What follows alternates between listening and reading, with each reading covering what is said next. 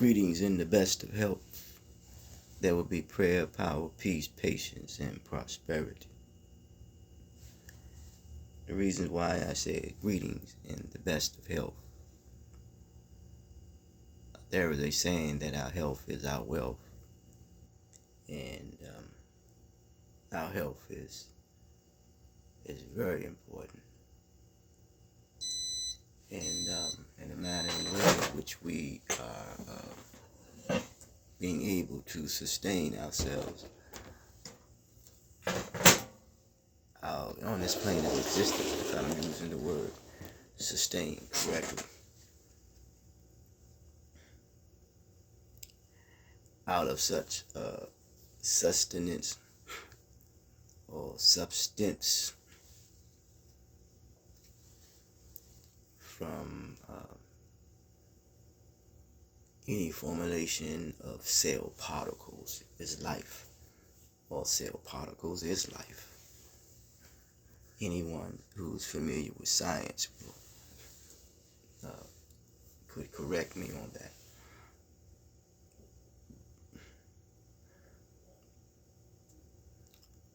It says that life is not a game. Oh, this is not a game. I often says that the only game that I know, or the only game that I've come to learn to know, is confidence.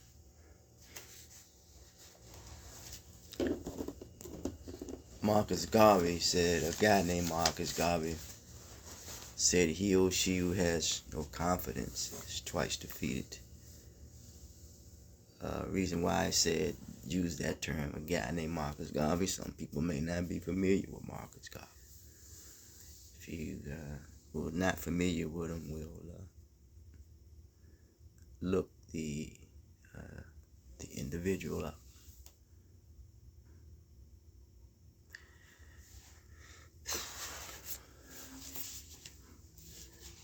I want to mention this by Bobby Wright. He wrote a book called Psychopathic Racial Personality.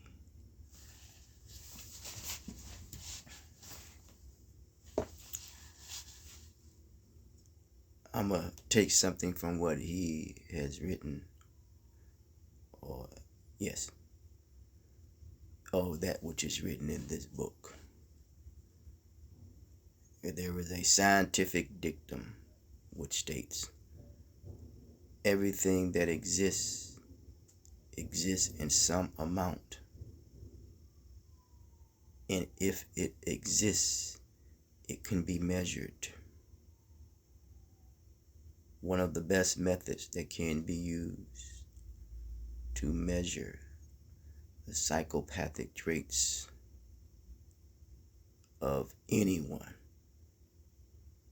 is the observing and analyzing their universal overt behaviors and the attitude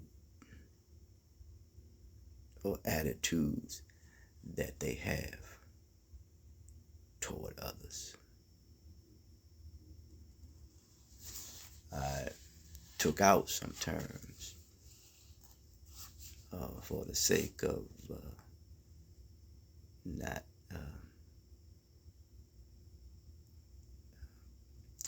just want to say classifying or categorizing a certain ethnic group of people.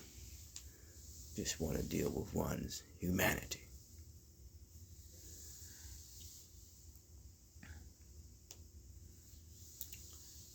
The only game I know is the game of confidence. Game.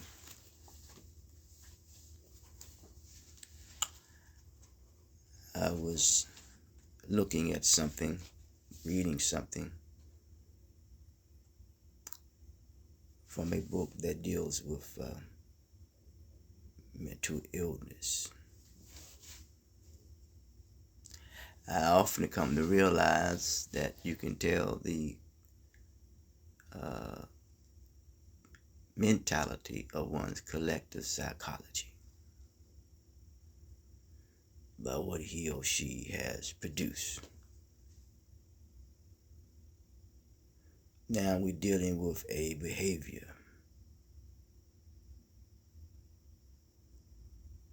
I'm going to read something. I'm just going to take a little bit from it.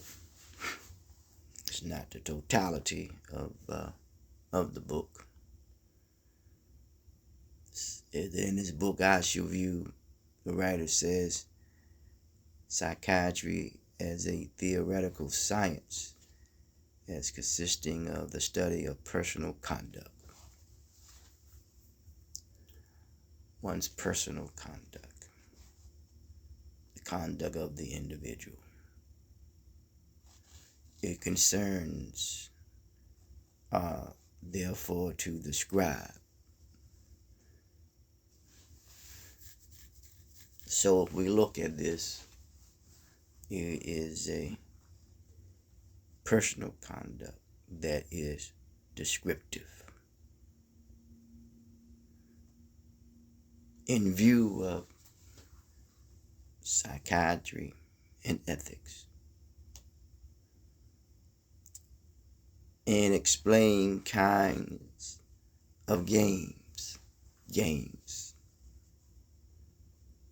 and how these games are learned,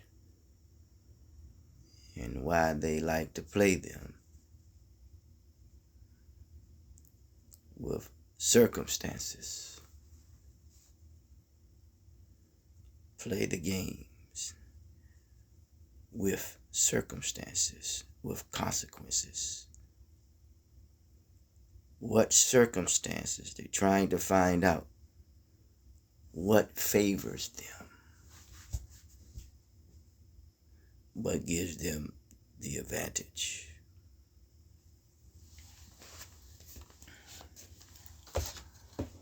What gives you the advantage?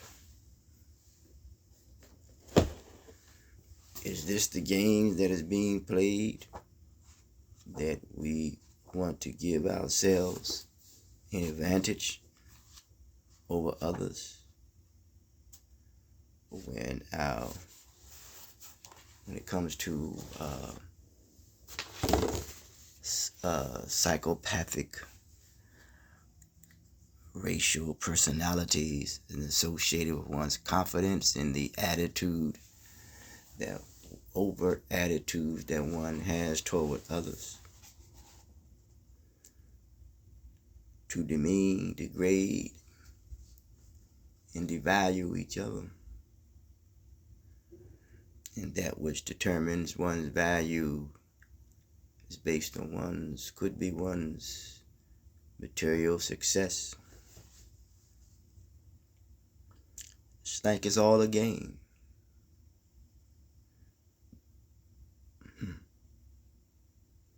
I'm going to read something else. Mental Alchemy by Ralph M. Lewis.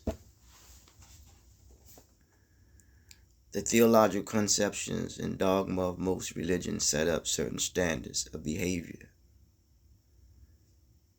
which suggests that there is an absolute good and evil. Someone says a suggestion is not an answer. Standards and behaviors. Behavior again.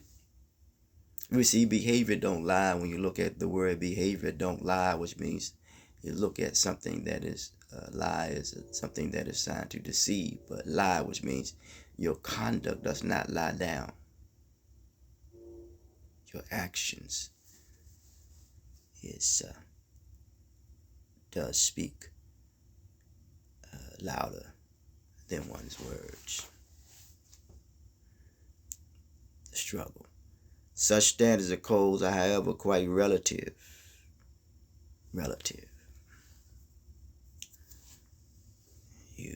We have relatives in the family. It's all relative. To human reference, connecting something as a reference point, but it's a human reference. One's behavior is a human reference.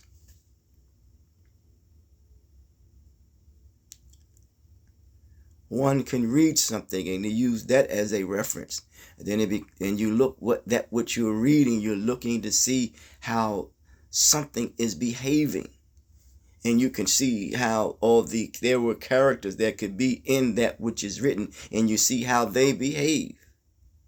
But then you can see how the language and how it is written, from a word to a sentence, to a subject, to a noun, to a predicate.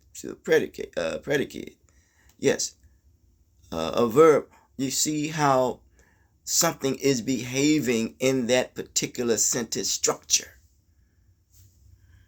So now we're dealing with something that is considered to be structural.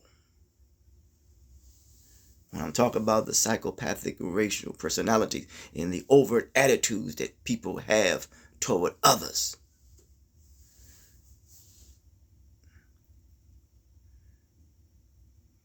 The conception of good is basically psychological. It is related to an evaluation of personal experiences, family tradition, cultural traditions, individual experiences. The human referencing. That's why I always say that people only responding due to the extent of the damage and the injury that has been done to their humanity. Human referencing. So if there is a model, when people say such people, or whatever age they may be, is a crime, it is human referencing. They're referencing a model or something that has been set. They're referencing it.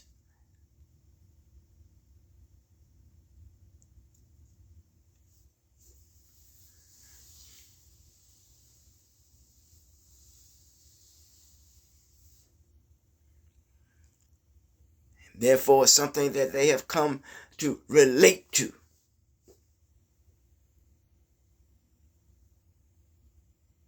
Something that they come to be able to identify with. Because they are, that which is set up, there is nothing that which is set up, that which they may have not been able to identify with. What I'm trying to say here is that if they have not seen a model in which they are able to identify with, that they can relate to,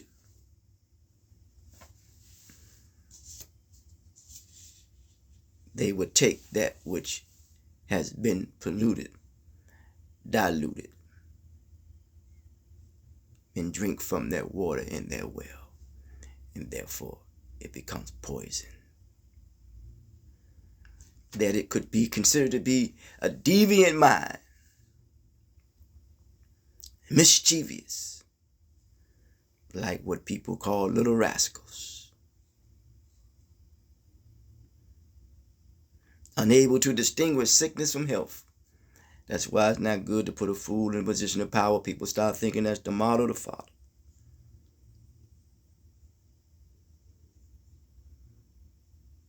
So people will look for others in a religious text and say this is the model. And that model is sufficient enough for them.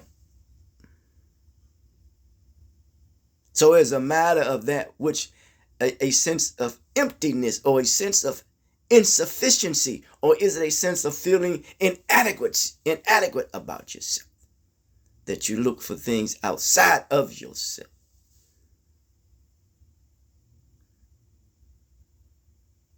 But yet we all possess what I call the Christ consciousness in us all. And Christ is a state of development through the process of spiritual consciousness. So it is a state of development. And if that state is underdeveloped,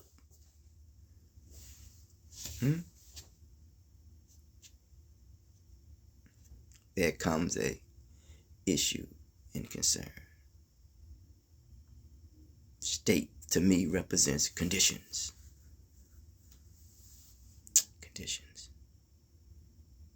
Is either severely damaged, critical, slightly damaged.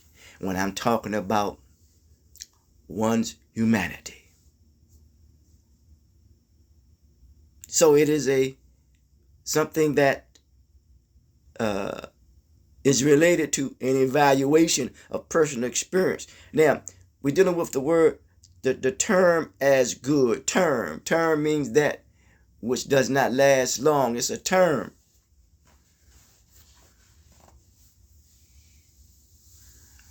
Spatial limitations is a term.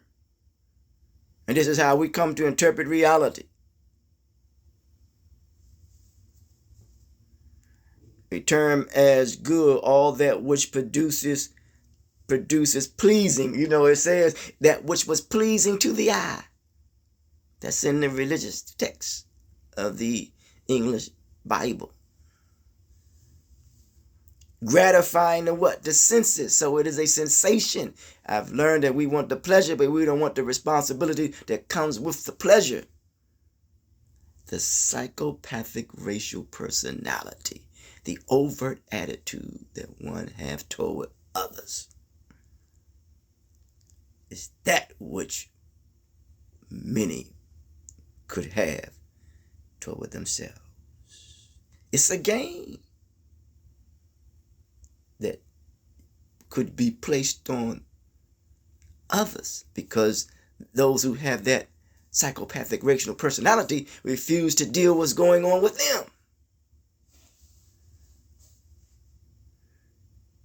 That which furthers us physically, mentally, and psychologically, we term good. Maybe it's something that is cynical. So the so-called moral good is an emotional, intellectual what? Intellectual satisfaction. Satisfying one's intellect. A person for religious or other reasons establish a code of behavior which he thinks necessary for his what? For his or her own spiritual well-being. Well-being. In America it says in pursuit of happiness. Ness, the state quality of being. And didn't want to get into ancient Kemet when it comes to the term happy. But yes, is this an illusion? Happiness? I don't know. Happiness could be, I don't know, such a small term. But well-being is the totality of the mind, body, and spirit, or mind, body, and soul. I don't know. It's the whole body. Maybe that could be associated with balance. Or trying to find the balance. Since the required conduct, so now we have an acquired taste of a conduct based upon a personal experience by referencing our humanity, or a human reference that we become what? Satisfied with, because we are not satisfied. It's like the emptiness that one has when he or she gives them or self external therapy without internal clarity.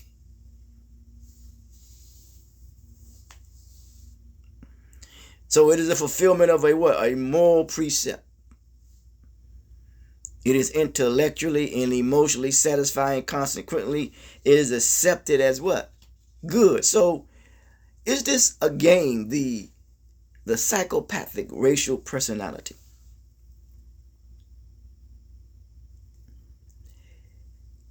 That it emotionally satisfies. That it intellectually satisfies.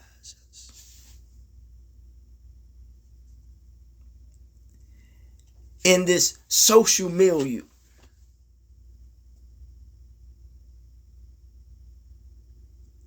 That we go around playing games with one another.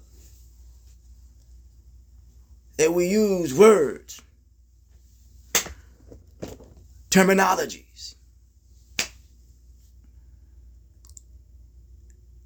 that we conduct ourselves in which we conduct ourselves in an inappropriate manner, in an appropriate way, because we have been manipulated, and therefore that manipulation becomes you experience it because you have been successful at it, and it becomes a required taste, and this is how you come to conduct your behavior, our behavior, our interactions one with another.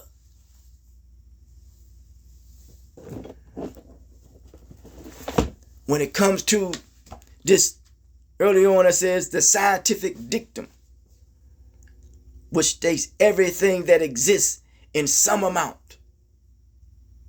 In some amount. The individual is the sum total of the whole. Amount, that which mounts up.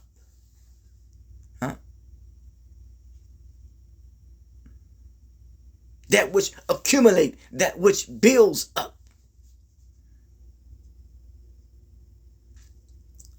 That which could give us the confidence that we need.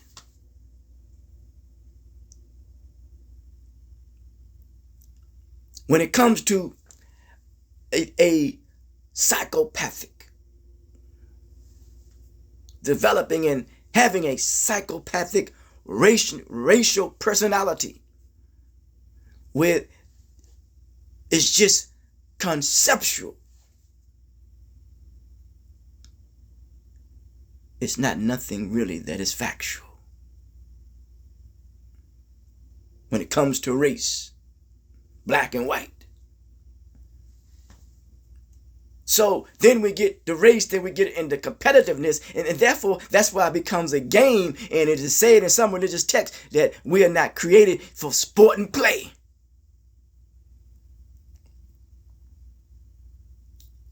Then we look at athletes.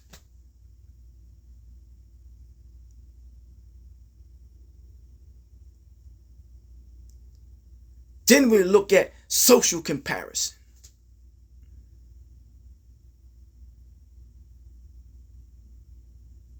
We can look at entertainment. We can look at academia. We can look at all these ways. It's almost like it is a competition to what end?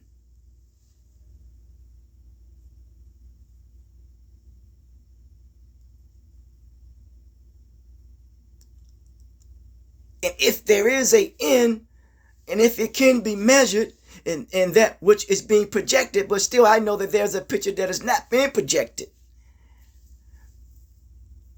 It could be one of destruction.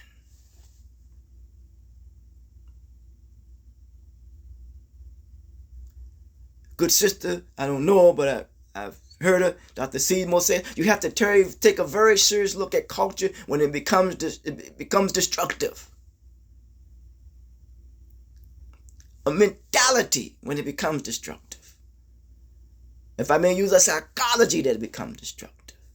When I use an economic system when it becomes destructive. I can think of a political system that it becomes destructive. A social system that it becomes destructive. An ideas that becomes destructive. It's almost like something that is very diabolical, like a mad scientist.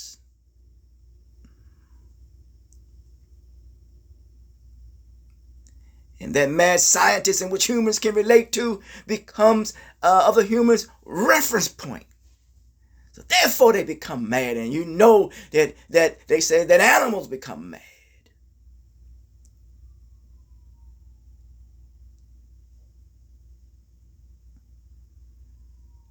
Not learning how to deal with their animosity, their anger, their frustration. Because of this, because of what has been placed on them. And maybe humans are not equipped to deal with the proper use of their faculties and the proper use of their limbs, because it has been placed on them.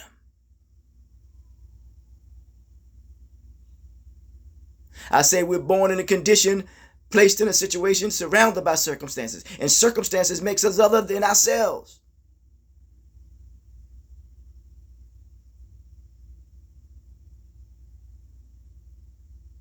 Often said that, and not using any excuses, that we're not saying it's not the case. I say we're not a product of the environment, but we're a product of the decisions that we make. What is this environment? This environment before humans probably ever existed. You all can quote me on this. I'm not saying it is so or not. Well, you prove, you come up with the science that this creation existed before any humans were here.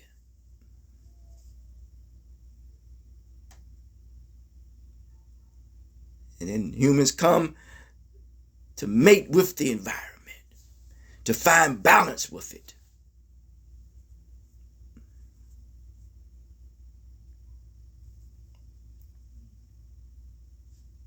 When they find balance with it, they find balance with themselves.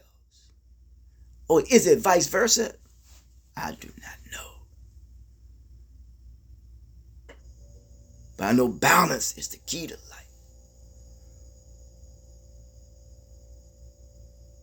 If the sickness and the illness, negotiating with the sickness and the illness of the environment, if the sickness and the illness that is going on in our human mind, in our mind, and negotiating with the environment, if the sickness and the illness is negotiating by way of referencing human interaction, then it becomes a disease, and then it becomes pathological.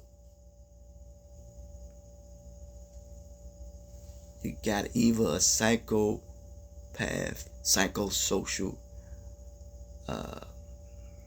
pathology. Let's put it that way. Psychosocial path. And some people will reference the sickness and the illness that they have in themselves. And they can reference the sickness and illness that they may see and experience in life. And they can reference the sickness and illness of the humans and how they interact with one another when it comes to war. Then they're able to relate to that.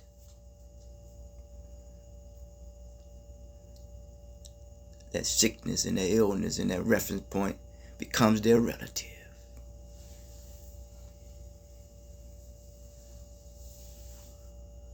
And then offsprings will follow. Look at that word, offspring. Off. You're off. Spring. Because spring is the beginning of the new year. It is new life.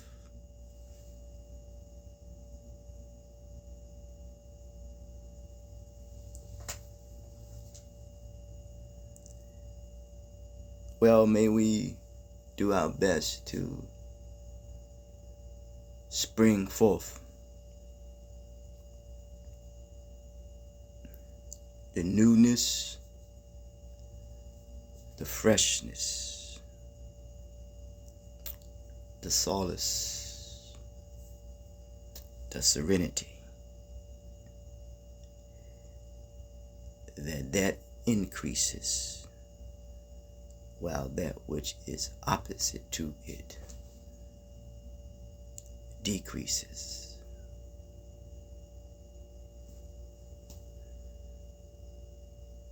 Not to mention that which people become addicted to.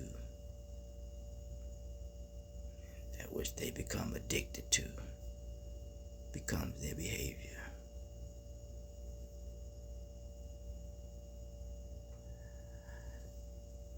Until next time. Reverend Wally Mook Kevin, teachers of teachers, preachers of preachers. When it comes to reverence from the heart. In closing, I want to say my upcoming latest piece called Relegated book. I say the book is a creative social construct. And it's about individuals who grew up together, and you can tell where they are based upon the decisions that they have made. But the term relegated, chances, choices, risks, and consequences is to overcome being relegated to an inferior posture. Yes. If you venture the YouTube page, you could send me a message and I could get that to you. Everything is ordered on demand. Then the next book, Overcoming the Burdens of Grief and Seemingly Disappointments. It's a book that has fiction and non-fiction together. But this is all that I write is it's about a social construct. But this book is about family and families when it comes to interpersonal relationships and how they overcame burdens and grief, as well as cultural barriers and differences that may have seemed as disappointments when they came to see it as a responsibility, achievement, accomplishments, opportunity, expression, and appreciation for life. They came to realize that the greatest resource that they have was each other.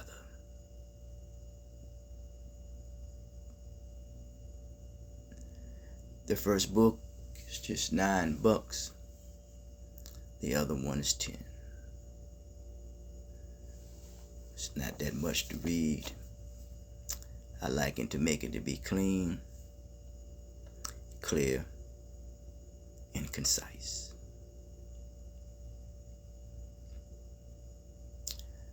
Until next time.